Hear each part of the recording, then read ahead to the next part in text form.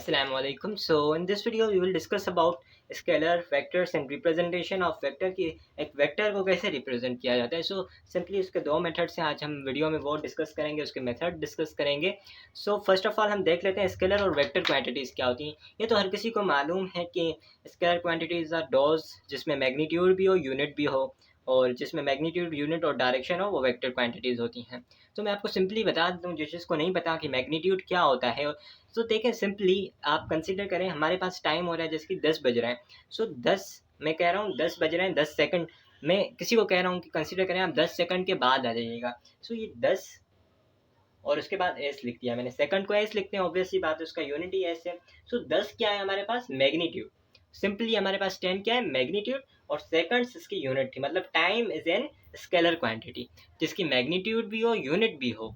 वो क्या है हमारे पास? Scalar quantity. जिसकी डायरेक्शन ना हो, लेकिन जिसकी डायरेक्शन ना हो वो क्या है? Scalar quantity.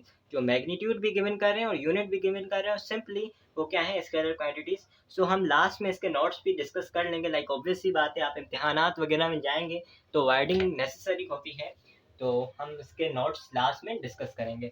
सो फर्स्ट हम देख लेते हैं, पहले समझ लेते हैं कि है क्या ये बेसिकली रिप्रेजेंट कैसे किया जाता है एक वेक्टर को. तो पहली बात हम वेक्टर देख लेते हैं. वेक्टर क्या होता है? वेक्टर वो है जिसमें मैग्नीट्यूड भी आ जाए, यूनिट भी आ जाए और डायरेक्शन भी आ जाए. जैसे कि मैं लगा रहा हूँ इस डायरेक्शन में फोर्स लगा रहा हूँ. कंसीडर करें मैं इस डायरेक्शन में फोर्स लगा रहा हूँ.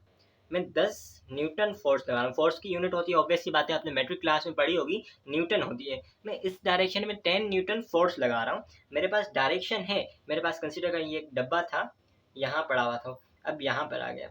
मैंने इस पर क्या लगाया? फोर्स लगाया. कितनी फोर्स लगाई? 10. तो ये 10 हमारे पास क्या होगा? मैग्नीट्यूड होगा. ये n क्या होगा हमारे पास? यूनिट हो गया. जिस डायरेक्शन में लगाया है मैंने वो डायरेक्शन. सो सिंपली मतलब कि वेक्टर क्वांटिटी क्या है जिसमें तीनों चीज़ें आ जाए, यूनिट, मैग्नीट्यूड एंड डायरेक्शन. तो सिंपली आपको वेक्टर भी समझ में आ गया होगा कि वो क्वांटिटीज़ जिसमें मैग्नीट्यूड आ जाए, यूनिट आ जाए, वो स्केलर होती हैं, और वेक्टर वो होती हैं जिसमें मैग्नीट्यूड, यूनिट एंड डायरेक्शन तीनों चीज़ें आ जाएँ. सो हमारे किताब के अंदर एक पहला न्यूमेरिकल दिया हुआ है कि कौन सी स्केलर क्वांटिटीज़ हैं और कौन सी वेक्टर क्वांटिटीज़ हैं. आपको नज़र आ रहा होगा. सो ये आप सॉल्व कर लीजिएगा, तो मतलब कि आप मेमोराइज कर लीजिएगा. ऑब्वियस सी बात है, इसमें कुछ समझने वाला तो है नहीं और ना ही कोई इसमें कैलकुलेशंस हैं. ये तमाम चीज़ें, जो ये तमाम यूनिट्स हैं, ये चीज़ें और तमाम क्वांटिटीज़ हैं, ये लर्न करने के लिए, मेमोराइज करने के लिए, मतलब कि कौन सी स्केलर है, कौन सी वेक्टर है, जिसके हमारे पास तमाम गिवन हुई हैं.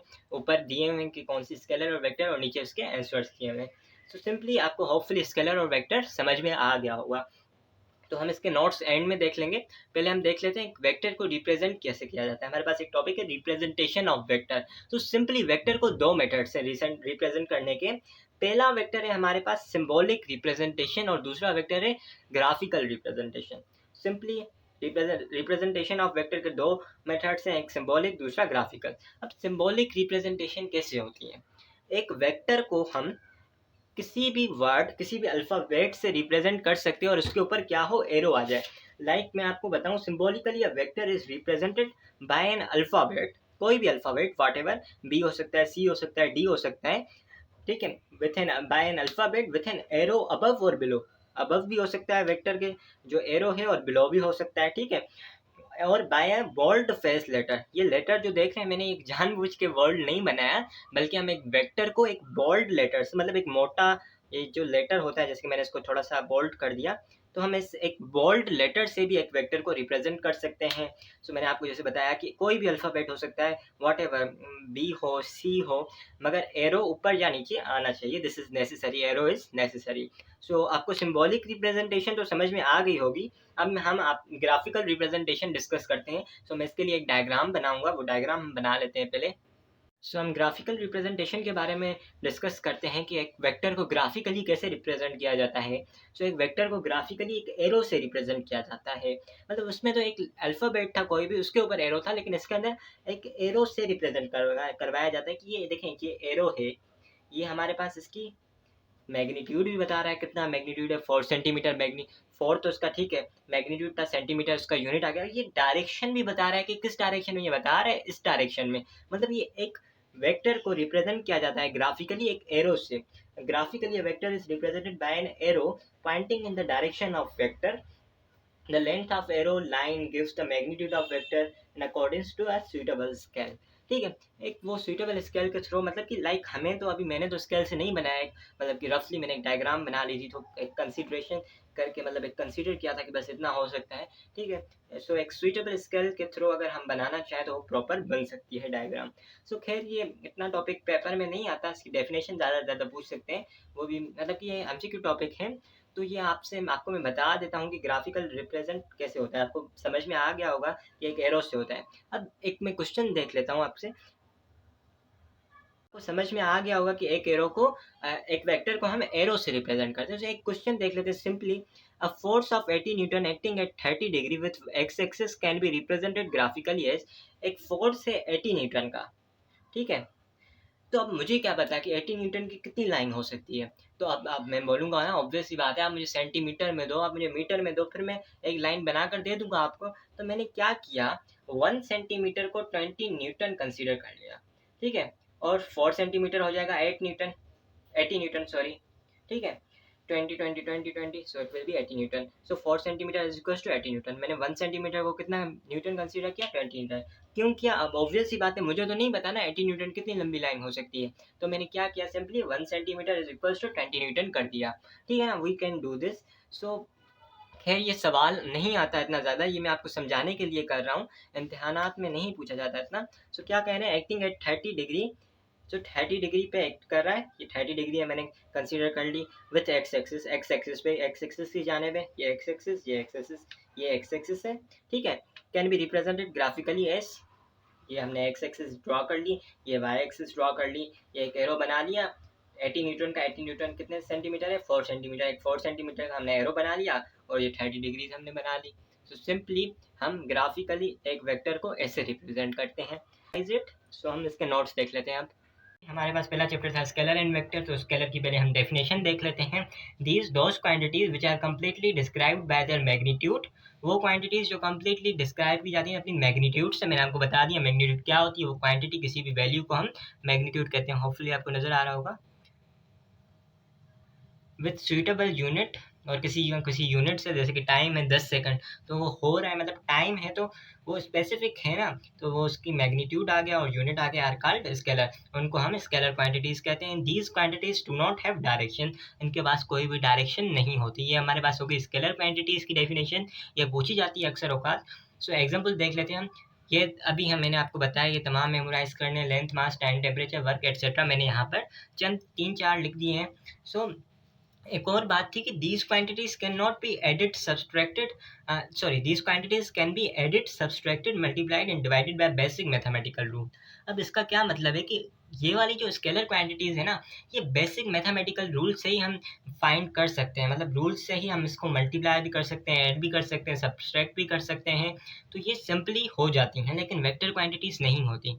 तो वेक्टर क्वांटिटीज क्या है, those quantities which are completely described by their magnitude, जो अपने मैग्नीट्यूड से कम्प्लीटली डिस्क्राइब होती हैं, with suitable unit as well as direction, अपने यूनिट से और एज वेल एज डायरेक्शन से। तो सिंपली इसकी भी डेफिनेशन बहुत आसान थी, दोनों की साथ में डेफिनेशन पूछते हैं। तो इसका एग्जाम्पल क्या है, force, torque, momentum, displacement, velocity etcetera. ठीक है, so these quantities can not be added, subtracted, multiplied and divided by basic mathematical rule. ये क्वांटिटीज नहीं होती, ऐड नहीं होती, सब्सट्रैक्ट नहीं होती, डिवाइड नहीं होती, मल्टीप्लाई नहीं होती, बेसिक मैथमेटिकल रूल से। ठीक है, simply these are vector quantities. Representation of vector, मैंने आपको बताया वेक्टर की दो टाइप्स होती हैं, दो रिप्रेजेंटेशन, दो तरीकों से हम रिप्रेजेंट कर सकते हैं। पहला है vector is represented bye 2 methods, symbolic representation है, दूसरा ग्राफिकल रिप्रेजेंटेशन। अब सिंबॉलिक रिप्रेजेंटेशन क्या होता है, symbolically a vector is represented by an arrow. Okay, symbolically a vector is represented by an alphabet with an arrow above or below by a bold faced letter.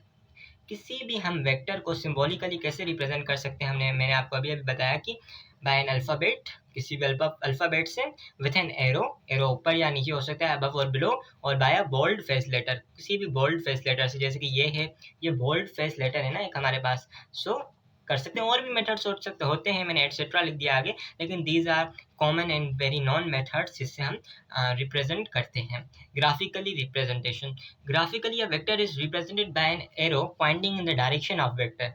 Graphically हम एक vector को arrow से represent करते हैं। मैंने आपको बता दिया ना, एरो वो डायरेक्शन भी बता देता है, मैग्नीट्यूड भी बता देता है, हमें उसकी यूनिट भी बता देता है। जैसे कि यहाँ पर था 4 सेंटीमीटर, ये इसका मैग्नीट्यूड, ये इसकी डायरेक्शन, और सॉरी ये इसका यूनिट, ये इसकी direction.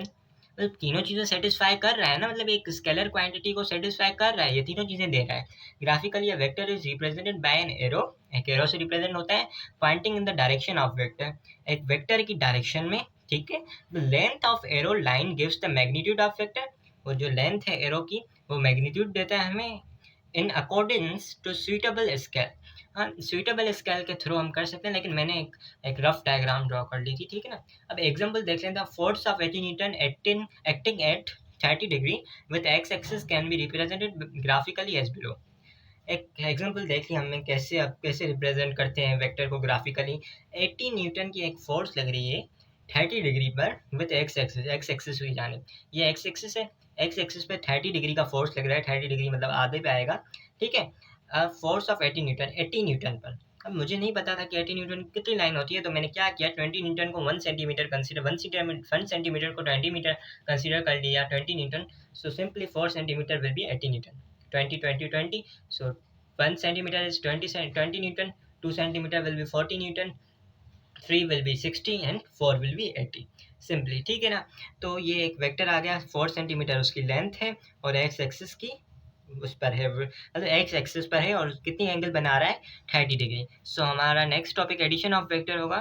So that's it for today's video. Further, if you have any kind of queries, so obviously you can ask me in comment section. Thank you.